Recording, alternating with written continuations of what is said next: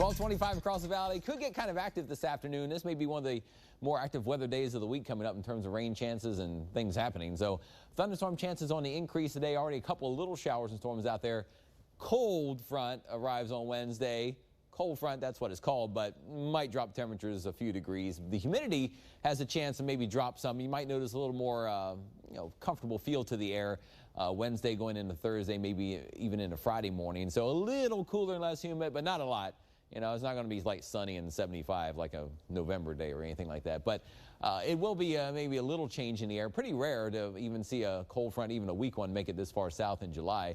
First 1.5 Doppler network just beginning to light up with some rain. We showed you earlier some thunderstorms and rain around Brownsville. You can see just in the last few minutes, a couple of little showers just beginning to pop up in northern Starr County, also northern Hidalgo County, parts of Kennedy County, and north of the valley. We'll zoom in on the rain in parts of Cameron County. Some of this probably with the sea breeze popping up and drifting along slowly. A few brief heavy downpours between Port Isabel and Brownsville and just south of the river.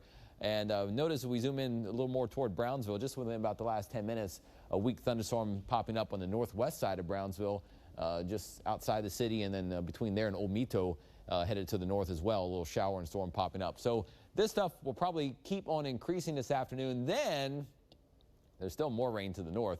You know, there's a big glob of rain there. I don't think this big glob is going to come in, but with extra tropical moisture coming in and a cold front all squeezing together, that could ignite some heavier rain across the valley this afternoon and evening. So kind of watch out, because if there are some slow moving storms, you might have a risk of a little flash flooding again through the evening hours. Rain chances overall kind of peak probably this evening. Here we are on Tuesday, and rain chances go up to about 50, 60, maybe close to 70%, and probably peak during the late afternoon and evening hours. And then still may be some rain around during the overnight hours too. We'll have to watch that. And then I think tomorrow, depending on the speed of the front, it might push most everything to the south, but at least in the morning hours, there could still be a shower or storm around in a few spots.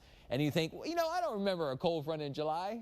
You know, you probably would be right. Went back and just looked over about the last 50 years or so, going back to July of 1970 in Brownsville. Out of all those Julys, 3 days where the overnight low temperature dropped below 70. In other words, it got into the 60s in July. 3 days in Brownsville out of about 50 years. 1 day in 1974, 2 days in 1989. That was with a kind of a similar situation, another front that made it into South Texas that did bring some cooler temperatures. And with that front in 1989, we had a record low of 68, a chilly 68 in Brownsville on July 23rd. It was another day, I think, at 69 a couple days after that.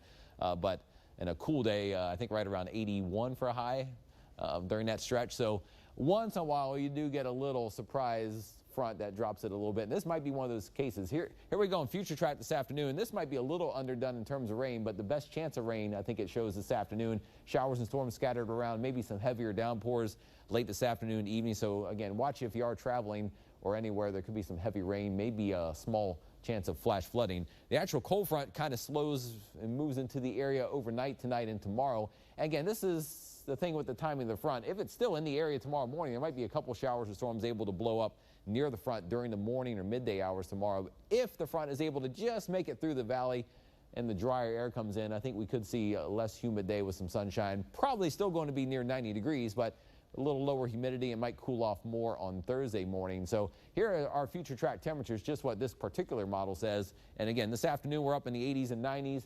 Tonight, probably still going to be dropping down only into the 70s.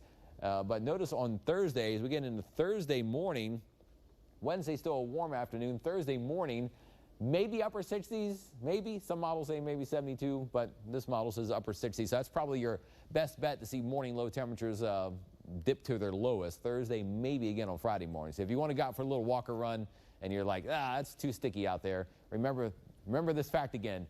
Days where it gets below 70, not very many. All three of them in the last about 50 years in Brownsville, just for one stat there. So the first 1.5 AccuWeather 7-day forecast, again, maybe drop down a bit. We put 71 on Thursday morning.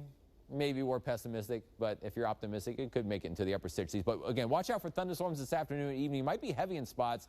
Tomorrow and Thursday's rain chances are a little iffy depending on the position of the front. If it's through the valley, we may end up with dry weather those days, but still, it's not going to be cool. We'll be in the low 90s and then still a small chance of rain and slightly hotter temperatures as we head toward the weekend. We'll keep tracking the front here on Channel 5 News at noon.